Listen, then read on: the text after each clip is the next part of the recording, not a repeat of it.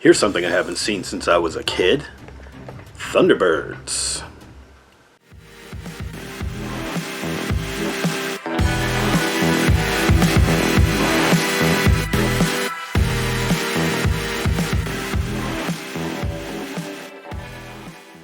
Thunderbirds was a 1964-ish British puppet TV show.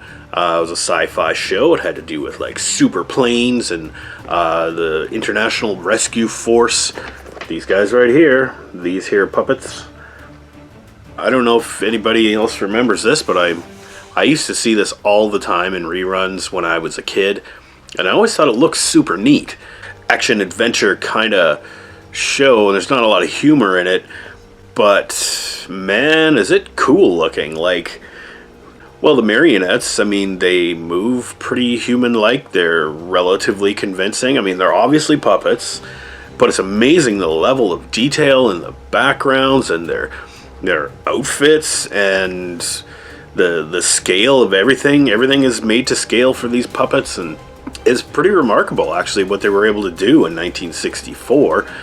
I mean, you know, we had like our stop motion Rudolph the Red-Nosed Reindeer kind of puppet cartoons, but those are stop motion. That was different. These are puppets with actual strings that there's somebody manipulating, controlling these puppets. It's pretty good sci-fi in here too. What it is there is a world rescue, or actually they're called the International Rescue Force, based somewhere in the Pacific Ocean. There's an ex-astronaut, the old guy, the patriarch of the Tracy family. Him and his 5 sons are the Thunderbirds. Basically, they pilot these highly advanced aircraft and spacecraft, and in one case a submarine, and they all have different roles in the International Rescue Force. So they travel around the world and they help out in disasters. They I guess try and counter terrorists. More often than not, they're saving people in distress, and that's all good. There's 2 episodes on this VHS tape that I have. Now, this is Thunderbirds Collector's Edition. The very first episode here is called Trapped in the Sky. And it's about this experimental nuclear-powered space plane that can apparently go 6 times the speed of sound, and for some stupid reason, they have to service the nuclear reactor on board every couple of hours, or all the passengers die of radiation exposure. 2 hours? You know, okay, I understand the plane goes real fast, but do you really need like a self-destruct on every flight? So it's not the greatest designed plane, but it does come under terrorist attack. There's a bad guy, and he's this like master of disguise. He's like Dr. Evil or something, I don't know, and he single-handedly, of course, he has no minions at all, he single-handedly plants a bomb on this super plane that'll explode when the plane deploys its landing gear and hits the runway on its descent. So basically the plot is like the movie Speed. So the plane can't land, and it's not going to run out of fuel. That's not the thing. Thing is, because of the design of this plane, all the passengers are going to die within 3 hours because they can't be shielded properly from the radiation. I say let them blow up, because that's just the stupidest thing I've ever heard. Anyway, so the Thunderbirds are deployed. They have to basically go rescue the plane and help it land by not deploying its landing gear, and it's pretty action-packed, I gotta say. However, now, I don't know how much of a problem this was going forward, but I have kind of a problem with this episode of Thunderbirds, because yes, the planes that they have and all the little models and everything looks super neat, and all their backgrounds look great, and their miniature landscapes and stuff, it's all great, but they take so long to deploy one like rocket ship or whatever, and you have to see the guy sliding down a slide to get into his spacecraft or whatever, It takes like a good 4 minutes of screen time of them showing off all the special effects and all the, look at all this neat little stuff that we got, and they're playing this epic like rescue music, the I don't remember the theme, and like it's taking them so freaking long just to get on their plane and to get that thing in the air. Like, plane's gonna blow up before you even get there. Hurry your ass up. We don't need to see the glory shots. We'll see them for the rest of the series, but I guess maybe since this is the first episode, they really had to show off all the technology and stuff, or how neat all the models are.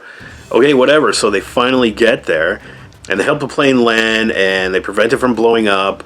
They don't catch the bad guy, but he gets run off the road and defeated in some way. So basically it sets up the format for the series going forward.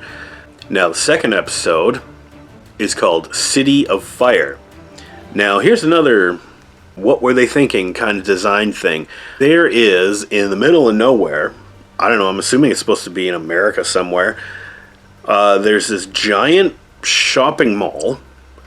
But when I say giant, I mean like it's a tower that apparently is like 300 stories tall.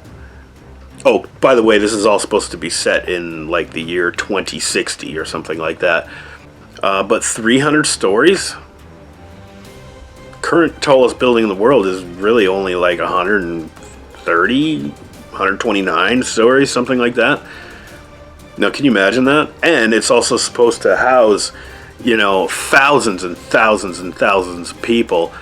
And also be a shopping mall, and it's got an underground parking garage, and the premise of it is there's like people that get trapped in the underground parking garage because it starts on fire, and it basically starts on fire and it starts the tower on fire, and they evacuate all the people from the tower, no problem, but there's 3 people in the parking garage in the basement, and they've got to deploy the Thunderbirds because only they can get in there and rescue those people. And they drill down on the surface and whatever, and they got a special machine for that.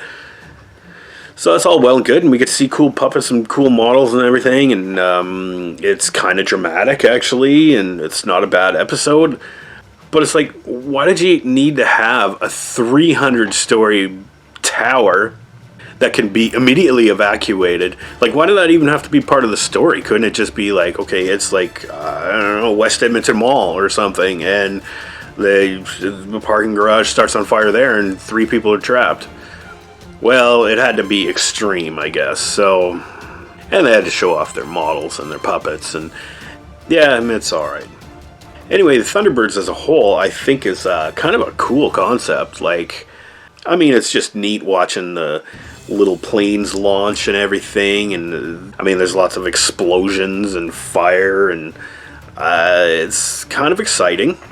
You know, the puppets, of course, are pretty deadpan because they're not real expressive. In the 2 episodes that were on here, you didn't really get a sense of who the characters really were. I mean, there's a little bit of them like sitting around in their James Bond headquarters, you know, drinking margaritas or whatever, and they're like, okay, we'll get to it right away. And then they slowly marionette their way out of the room, you know, and then we have to go through the whole montage of them getting in their planes and launching and all that stuff, and whatever, man. I mean, I'm not expecting full character development, but I mean, they're puppets, right? Like, you know, you get used to it and you don't really think about them being puppets anymore. You just follow the story, right? For a 1960s kids show, I think they went above and beyond, and actually there's a lot of effort put into this, and I can't imagine this was very cheap to make, because all the craftsmanship that you see in like all the miniatures and all the miniature sets and the puppets themselves and the vehicles and the models that they use and the explosions and how they blow shit up and burn it down, it's gotta cost a few bucks. So overall, I like the show. The one problem was it gets to be pretty boring after a while. I mean, you can only sit there and looking at the screen for so long going, wow, look at that little puppet, that's kind of neat, I wonder how they made that, or that kind of looks kind of neat, and, you know, and try and engage with this kind of stupid story. I mean, well, it's not stupid, but there's a few plot holes in there. Yeah, and so I found that it was a bit of a chore to actually get through these 2 old episodes of this show that I've only seen, when I was a kid, and I don't know how they would have held my attention span back in 1970s or 80s, but each episode of this show was apparently like 50 minutes long, like 50, 5-0.